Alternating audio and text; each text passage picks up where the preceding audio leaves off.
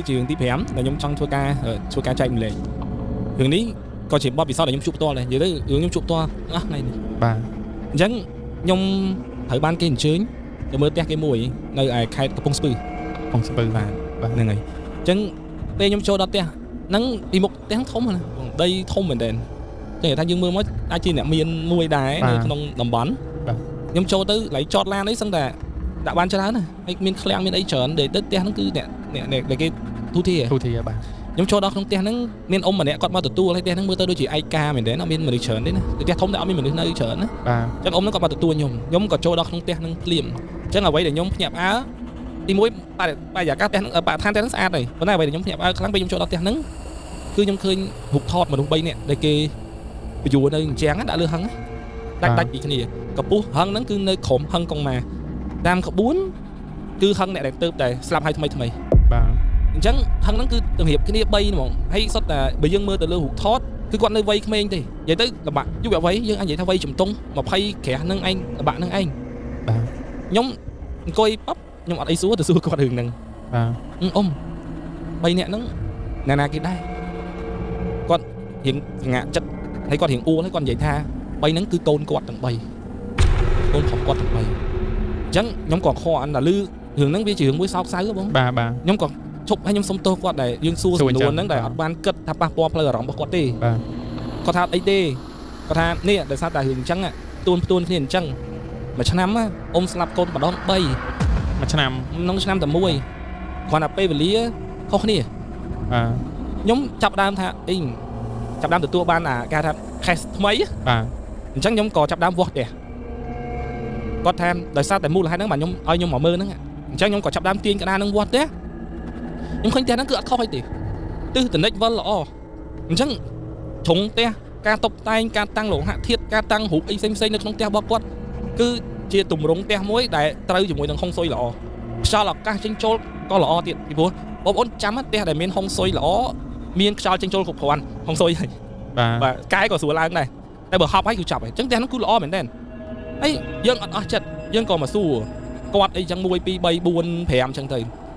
ấy dân đến quạt có phèm ra côn quạt che mùi trong pi dân cất tham mến mau bị tét đấy để bàn đào ấy côn nướng miên hai tầng bay dân mà dân chọc đam do ngay khai sang còn lại bọn con mà mơ đã bay ở đăng thắc mua hai đấy bàn miên hai ca năng cắt lại do ngay khai sang còn lại con mà mơ dân bật tét khinh tham dụ bọn con nướng không pe bay chọc bọn nướng cứ chơi trăm cả lại để dân cuộn bà rắm thế thì hôm tới thử miếng củ thế này để những cuộc bảo rắm thật đó chỉ vật để cai để những bảo rắm khăng trong niềm vui chỉ chân sai những khơi hay những bảo rắm chứ đi khả năng mà hướng những chập đám chùm đỡ trong khói xua thì ngay để quát anh ấy chỉ cầm ngay để quát làm ngay để quát thua anh ấy chỉ cầm do ngay tầng bay nó mà mới sắp tay chỉ ngay để mình lỏ nó không có buồn trần để cái hai thang ngay slap mà bên trắng mai những cái miếng khác còn hai ngày sập ngày chẳng nó té cứ chỉ ngay để bẹ con chỉ vật chạy ngay nó cứ hơn bẹ hơn thang ngay để con khôi nó cứ trong ngay để mình lỏ ngay slap tầng bay mà còn là không ngay cứ không khai cái này thì vừa ngay nó bị chặt lạt là hốt đó vì miền ha phịch mà năm miền là mà đo ấy mẹ này vì chặt lạt hòa tận hòa khai là ngày chân rồi thét là hốt chân tay chẳng nhưng còn đang mua lại tha chẳng ai là miền ấy để mình lỏ để tiên ở miền hai cá nó không khai là mùi chắc nhóm có mình xua đánh đao cốt nhóm có tiên cái nó từ vô tiền mà đón tiền đằng bây dương còn mẹ ra bật chẹn xua còn phớm á mẹ chẹn ha ở cho bạn mà rồi mà tư nó mình không thể đằng bây dương cùng vô ba nhà ha bây giờ bao là tư không vô mình vậy nè xua nuông con cho lang xua ấp tranh ấy dương đăng hai cái nhóm nít viết xăng to đằng đấy hả không dương do thạo bị ca kì tại mưa cái miên hướng nó không té hay dương ở bên chùm lòi hiểu cái tha mau bị ấy do lôi kia chết đó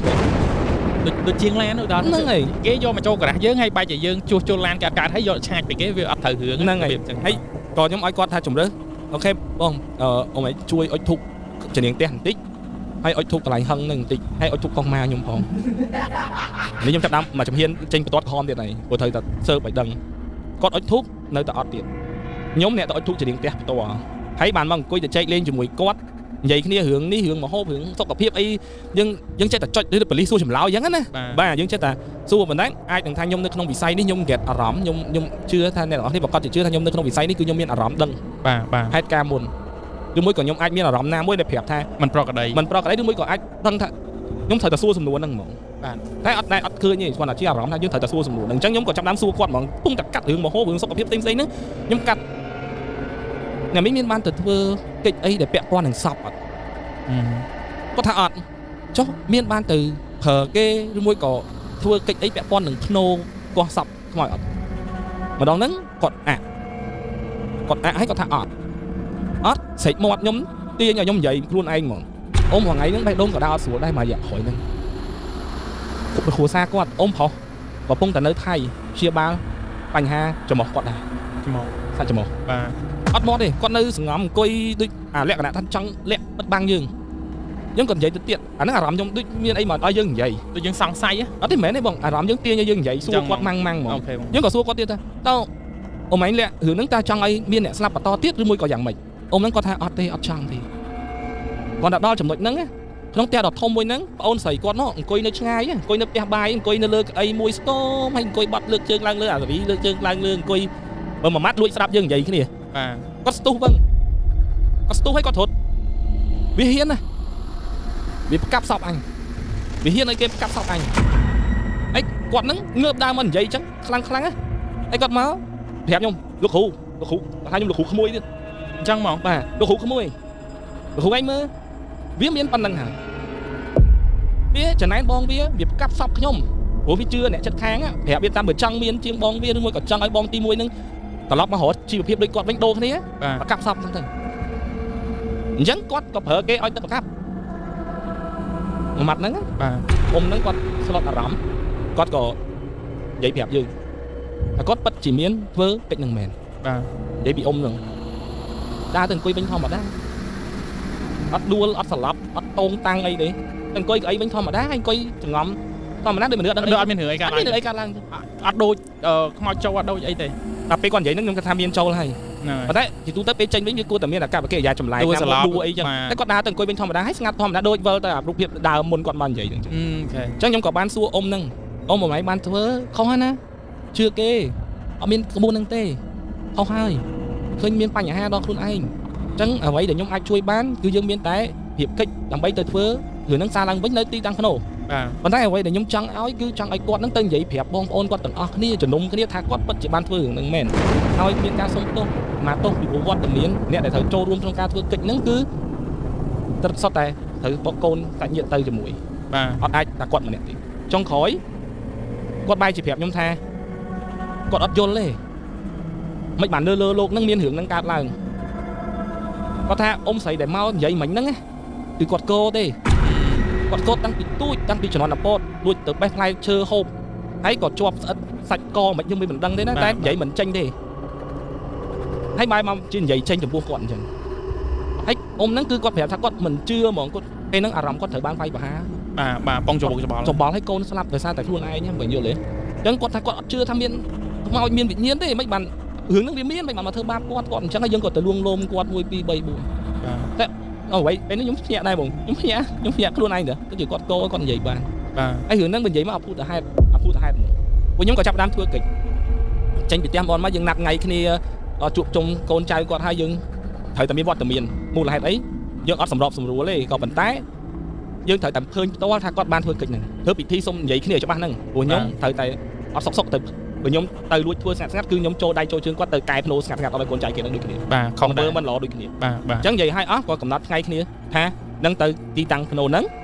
យើងធ្វើកិច្ចសារឡើងវិញអញ្ចឹងបន្ទាប់ពីរយៈពេលប៉ុន្មានបានយើងទៅធ្វើដូចជាលឿនទេបងប្រហែលជាខ្ទង់ថាមក2ខែកាលហ្នឹង2ខែយើងរើថ្ងៃបានណាយើងមើលថ្ងៃដែរមើលចុះគាត់ឆ្លោះគ្នាបងប្អូនមិនមែនមកតុកហ្នឹងហើយនិយាយគ្នាហើយត្រូវគ្នាណាឆ្លោះដើរចេញផងអីផងត្រូវដោះស្រាយច្រើនដល់ខែ2មួយអាទិត្យ2អាទិត្យហ្មងតែត្រូវគ្នារើថ្ងៃធ្វើអូខេហ្នឹងខ្លះទៀតក៏គាត់ខឹងគាត់ថាអញអត់ធ្វើទេទុកឲ្យភាសាហ្នឹងទៅអញ្ចឹងហ្មងក៏មានគាត់ខឹងអញ្ចឹងយើងសម្របសម្រួលឲ្យគាត់បែបអញ្ចឹងខ្ញុំរើថ្ងៃឲ្យគាត់ហើយសល់តែប្រហែលជា4 5ថ្ងៃទៀតទេដល់ថ្ងៃទៅធ្វើហើយគាត់ទេមកគាត់ថាផ្ទះគាត់មានបនសពស្លាប់ទៀតហើយខ្ញុំថាអូមិនចឹងរឿងអីអ្នកណាគេអ៊ំប្រទេសអ៊ំមិនមានតែ2នាក់ហ្នឹងពីបងអូនថ្លៃគាត់ណាប្តីបោះបងកូនប្តីបោះបងកូនហ្នឹងគាត់ស្លាប់ដោយសារតែអីគេគ្រោះថ្នាក់ចរាចរណ៍ព្រោះគាត់អ្នករត់ឡានពីពេញកំពង់ស្ពឺហើយទៅបុកបកោថ្មមួយបែរជា5ចង្គង់ខ្ញុំហ្នឹងហីគាត់តែមុខឡានហើយគាត់អុកទៅស្លាប់បាក់កស្លាប់អញ្ចឹងវាឲ្យខ្លួនប្រាំគាត់មានរបួសឲ្យគាត់បាក់កឈាមមាត់អីអញ្ចឹងវាអាក្រក់មើលអញ្ចឹងទេតាមក្បួនបើមានអ្នកខូចអញ្ចឹងពួកខ្ញុំអាចទៅកោះភ្នោទៀតបានទេបាទគឺពួកខ្ញុំអាចទៅកោះភ្នោទៀតបានទេទៅ delay ទៀតអញ្ចឹង100ថ្ងៃ 100 ថ្ងៃបន្ទាប់ពីសាក់សពចុងក្រោយដែល ស្លាប់ហ្នឹង បាត់បង់ជីវិត ហ្នឹងហើយ100ថ្ងៃទៅទៀតបាទយើងអាចរឿងថ្ងៃថ្មីបានមិន100ថ្ងៃហើយយើងបានទៅ អូអញ្ចឹងហ៎ បាទ100ថ្ងៃហើយបាទយើងចាប់ដើមអាចរឿងថ្ងៃអញ្ចឹងវាអាចលើសមកវាទៅដល់120ជាងថ្ងៃហ៎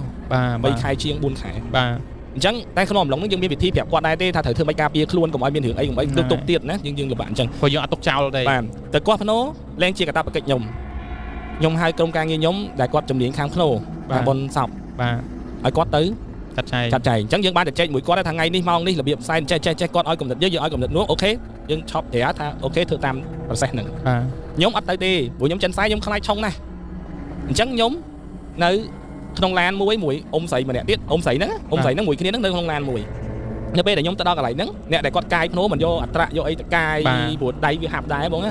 កាយមកគាត់ឃើញស៊ីម៉ង់គេចាក់ហ្នឹងក៏វាយបំបែកអីធម្មតា កោបរបៀបចិនខ្សែបង បាទគាត់របៀបចិនបងគាត់មិនកាយដីព្រោះសពចិនគេដាក់កអាវគេដាក់កាក់តែគេដាក់អីហាប់ឲ្យណែនមកសពអង្គើពេលលើកពីអីគាត់កាយមកឃើញមុខសពហ្នឹងបែរឡើងមកលើឃើញឆ្អឹងយូរឃើញឆ្អឹងហ្នឹងបែរមកលើគាត់ប្រាប់ខ្ញុំទៀតគាត់ថា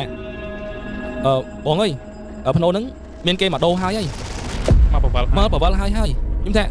ចុះគេគាត់ថាប្រកាប់អីមិនបានមានគេមកបវលគាត់ថាមានបងបវលហើយបើខ្ញុំកាយមកមុខបែរឡើងលើហ្នឹងមានប្រកាប់ដូចគាត់និយាយណាខ្ញុំក៏សួរអ៊ំហ្នឹងអ៊ំរឿងហ្នឹងមិនគាត់ថាពេលជួបលោកគ្រូឯងហើយខ្ញុំខ្លាចបងប្អូនខ្ញុំដឹងរឿងហ្នឹងខ្ញុំឲ្យបងប្អូនថ្លៃខ្ញុំហ្នឹងមកជួយញ៉ាសព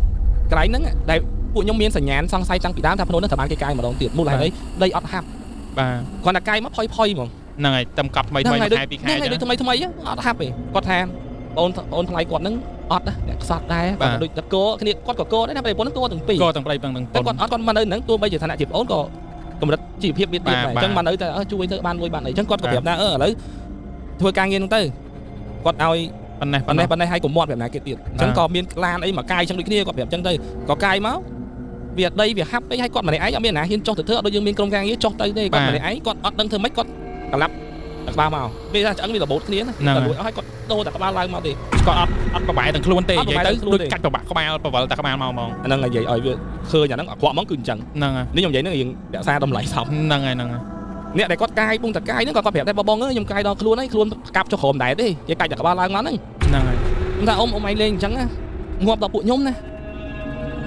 ខ្ញុំថាលេងអត់បានទេពួកខ្ញុំមិននេះទេពួកខ្ញុំដូចពេទ្យអញ្ចឹងត្រូវតែប្រាប់ខ្ញុំឲ្យអស់មកខ្ញុំជួយបា